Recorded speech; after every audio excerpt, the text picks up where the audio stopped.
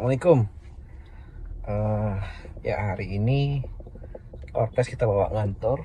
Jadi sambil POV pulang kantor, cerita sedikit tentang kali ini nggak terlalu berhubungan dengan Wuling Cortez, tapi ada hubungannya. Kita akan cerita soal Mitsubishi Mirage. Ya, jadi sebelum memutuskan untuk meminang Cortez, kami sempat memelihara mobil Mitsubishi Mirage tipe GLS Matic. Dia NIK 2012 tapi pemakaian 2013, yang kami beli second di tahun 2018. Dia pemilik sebelumnya itu kepala cabang dari bengkel atau showroom Mitsubishi. Jadi alhamdulillah kita dapat yang dirawat oleh. Halo Ling. Halo. Buka semua jendela. Oke, membuka semua jendela. Selamat sore. Selamat sore. Aman? Oke, aman. Ya. Siap, lanjut. Makasih. Tutup semua jendela. Oke, menutup semua jendela. Ya, lanjut ya. Sampai mana tadi? Ya, jadi kita dapat Mitsubishi Mirage waktu itu dalam kondisi yang sangat terawat. Nah, sebenarnya kami sangat happy dengan mobil itu. 2019 awal saya beli itu mobil sampai dengan akhir 2024, sekitar bulan November. Ya, kita berhenti dulu ya karena ini masih pakai audio dari mobil, jadi pasti berdengung sekali. Saya akan coba pindahkan mikrofonnya ke handphone yang saya pakai buat merekam video ini. Kalau sekarang mikrofonnya masih pakai head unit si Wuling Cortez.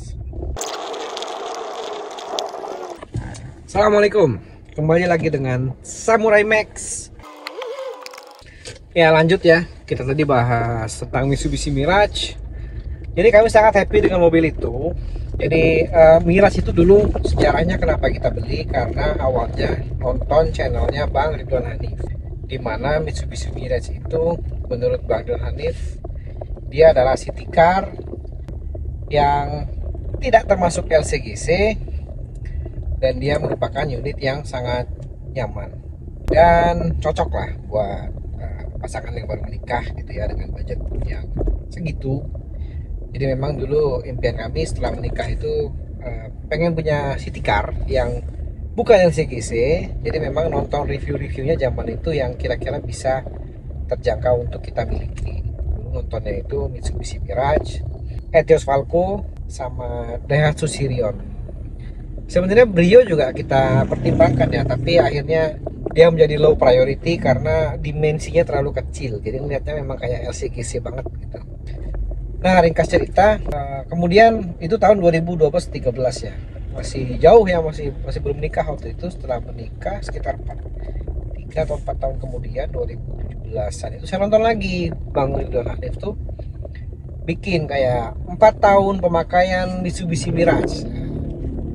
Di situ dia cerita bahwa kan kita tahu Bang Ridwan Hanif itu dia punya rental car gitu ya. Jadi dia otomatis punya banyak unit, dari mulai yang entry level bahkan LCGC sampai dengan unit yang mewah. Tapi dia memilih Mitsubishi Mirage untuk mengantar istrinya kalau check up kehamilan. Nah, alasannya katanya karena suspensinya enak dan dia cukup lincah dipakai di kota karena dia compact ya.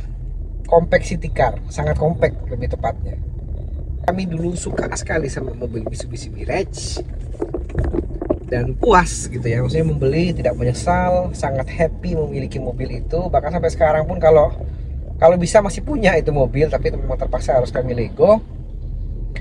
Oke, kenapa kami suka dengan Mitsubishi Mirage saat itu ya? Ada beberapa faktor. Yang pertama, dia fun to drive.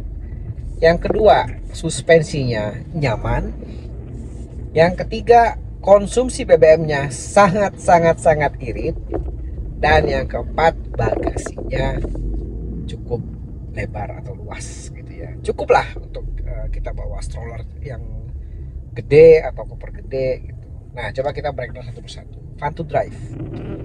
Jadi Mitsubishi Mirage ini fun to drive karena kita tuh kalau bawa dia gitu, si Mitsubishi Mirage, kita kayak nyatu sama mobil gitu. Kita mau akselerasi cepet pelan, kita mau belok itu kayak bawa badan aja gitu, kayak sesuai banget lah gitu, nggak ada delay, nggak ada, pokoknya ya setangan aja. Mana dia juga radius putarnya bagus ya, saya nggak tahu berapa derajat tapi cukup gampang lah buat putar. Selain dia pendek, radius putarnya juga tinggi. Kalau dibandingin sama Cortez jauh soal radius putar ya, karena mungkin memang mobil ini panjang, nggak bisa juga dibikin radius putar yang terlalu terlalu lancip gitu kalau kita gambarkan dengan sudut ya, misalnya 65 derajat gitu. Yang kedua apa tadi ya? Oh, suspensinya enak banget. Jadi dia walaupun kecil, mungil, tapi karena dia suspensinya tuh enak banget, kita di dalam itu nyaman gitu, nggak kerasa kayak naik mobil kecil lah menurut saya. Secara suspensi, kursinya juga enak, nangkep badan banget, agak sporty ya, terutama di bangku pengemudi dan penumpang depan itu tapi cukup nyaman sekali sih. Mana posisi nyetirnya juga enak gitu, walaupun dia nggak teleskopik ya, cuma tilt tapi oke gitu. Kalau dibandingin Cortez ini mengemudinya ya, ini memang agak unik ya, agak aneh menurut saya kalau dia nggak bisa teleskopik gitu. Dia biasanya tilt doang, karena kayak gini nih, saya nyaman nih kondisi tangan. Saat ini saya lagi mode nyaman kondisi tangan, tapi kaki sebenarnya nekuk gitu. Kalau sebelum turun begini, nah kakinya enak nih, kakinya enak, tapi setirnya kejauhan gitu. Kalau di Mirage tuh enggak, somehow kita posisi mengemudinya tuh enak gitu, pas itu, panjang tangan ke setir pas, walaupun dia cuma bisa tilt doang ya. Kaki juga nyaman, mungkin dia karena sedan ya, karena agak sedan jadi duduknya itu agak yang rebah gitu ya. Kalau di sini nggak bisa. Itu juga salah satu faktor kenapa dia fun to drive. Jadi suspensi juga enak, dia fun to drive, suspensinya enak. Yang ketiga, konsumsi BBM. Mitsubishi Mirage itu konsumsi BBM-nya dalam kota tuh 2 digit tuh easy gitu, 113, 114 easy. Di tol 120 pun menurut saya easy, menurut kami easy. 19 atau 20 tuh nggak susah-susah banget gitu, nggak harus yang gasnya dimainin, nggak, biasa aja, itu easy. Karena emang itu mobil irit banget ya, dia 3 silinder 1200 cc. Nah, tapi karena dia 3 silinder, kelemahannya memang dia agak goyang aja, agak getar gitu. Walaupun engine mountingnya dalam kondisi bagus, tetap agak getar karena 3 silinder itu menurut kami ya, itu agak pincang gitu. Nah itu dia suspensinya enak, cuman memang agak kerasa ya, getaran bodinya itu agak terasa sampai ke dalam kabin. Mana dia bannya juga cingkrang gitu, bannya kecil, dia bukan, pokoknya kalau kita lihat Mitsubishi Mirage tuh bannya tuh agak nggak proporsional gitu, dia terlalu cingkrang, tipis gitu, kayak ban motor-motor gede gitu. Tapi tetap ya nikmat banget sih Mitsubishi Mirage. Oke, yang keempat, bagasinya gede. Jadi karena kita ini adalah sebuah keluarga dengan anak, waktu itu masih anak satu ya, waktu ngambil Mirage anak masih satu, lalu bertambah jadi 2, jadi 3, dengan jarak yang 3-4 tahunan antar umurnya. Jadi kita hampir selalu bawa stroller gitu, kadang-kadang bawa 2 stroller. Itu muat di bagasinya Mitsubishi Mirage gitu. Jadi satu stroller yang gede, satu stroller lipat yang compact yang kecil. Terus masih ditambah-tambahin belanjaan, tas segala macam. Kayaknya dia cukup yang luas ya di kelasnya ya, dibandingkan dengan, saya nggak tahu deh, daripada salah ngomong, kayaknya menurut saya lebih gede dari Sirion, tapi dia tidak lebih besar dari Etios Falco. Kalau Brio kalah jauh soal bagasi, itu makanya kami tidak mempertimbangkan Brio sama sekali. Juga dia row keduanya lega gitu, padahal udah ngasih bagasi yang cukup gede gitu. Nah, Mitsubishi Mirage ini kenapa harus kami tinggalkan atau harus kami jual dan ganti unit Cortez? Karena itu mobil sebenarnya umur ekonomisnya sudah habis ya, karena sudah 11 tahun. Kan Aniknya 2012 bahkan sudah 12 tahun itu mobil. Saya ekonomis menurut hemat kami ya 10 tahun. Dan memang benar, di tahun 2022 tuh mulai ada keluhan, yaitu kipas AC depan itu ganti. Waktu itu saya lupa berapa ya, kondisi penuh oke. Di awal 2024 magnetic clutch-nya kena. Jadi magnetic clutch itu untuk sensor suhu kalau nggak salah. Jadi aneh-aneh gitu. Kalau lagi panas, AC-nya nggak dingin gitu. Kita suhu dingin, kadang-kadang AC-nya malah kenceng gede. Akhirnya saya ganti, itu habis berapa ya? Hampir 800 apa. Lalu kemudian masih di awal 2024 ada kejadian selang AC-nya bocor. Jadi dia kayak kegesek-gesek bodi depan di bagian dalam itu terus bocor. Itu bukan tikus waktu itu, jelas dia karena kebaret sama apa sih, kayak panel di depan itu. Kayaknya sih dia memuai ya, karena sering kejemur juga itu mobil, muai atau gimana, atau bergerak karena sering mungkin hajar lubang atau polisi tidur. Dia luka gitu, luka terus bocor tuh, harus ganti sekitar 500-an waktu itu, udah mau pasang terus freon segala macem.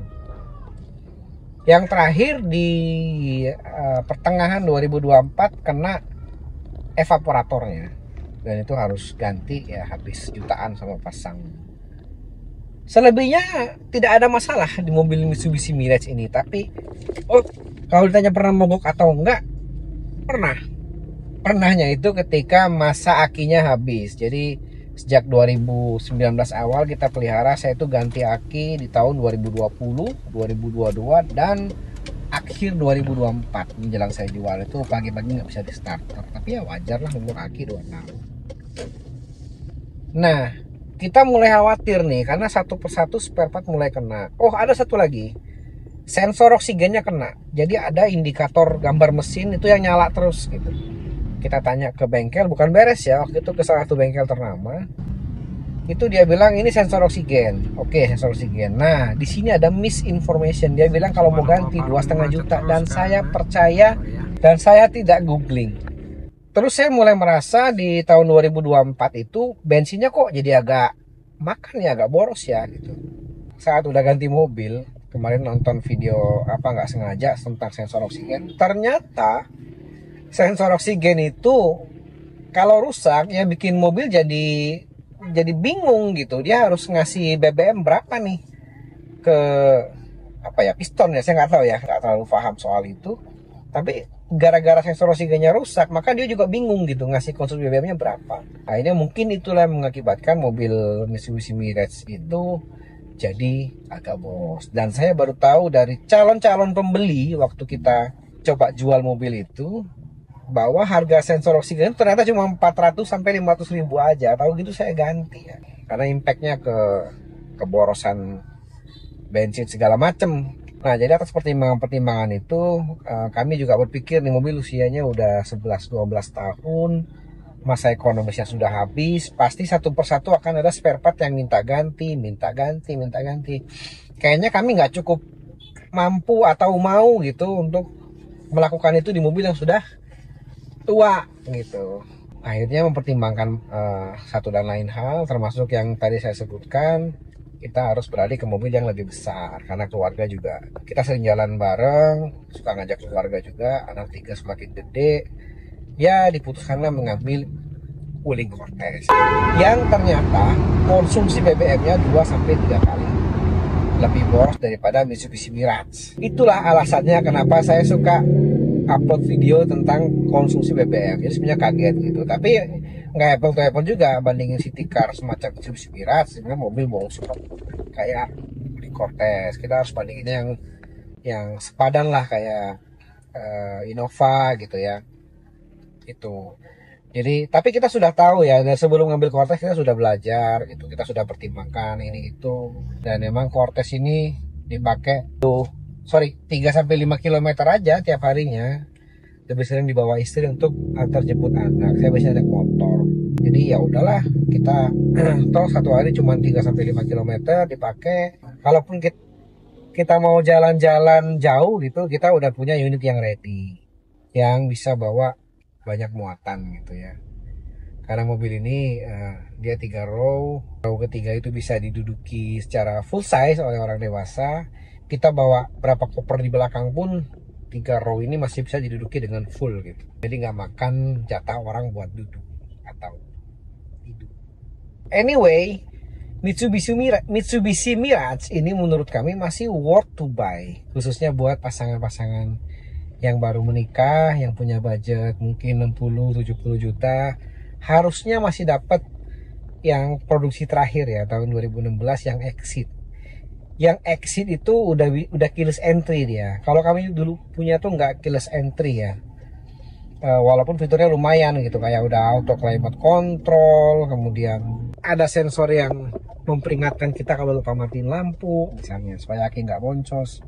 Walaupun dia juga belum ada auto lock gitu, harusnya mobil-mobil seperti itu udah auto lock lah. Nah, untuk pasangan-pasangan muda yang ingin memiliki city car, menurut kami Mitsubishi Mirage itu pilihan yang ideal. Ya, jadi kesimpulannya Mitsubishi Mirage itu kami dulu juga memilihnya warna yang berwibawa ya, warna hitam gitu.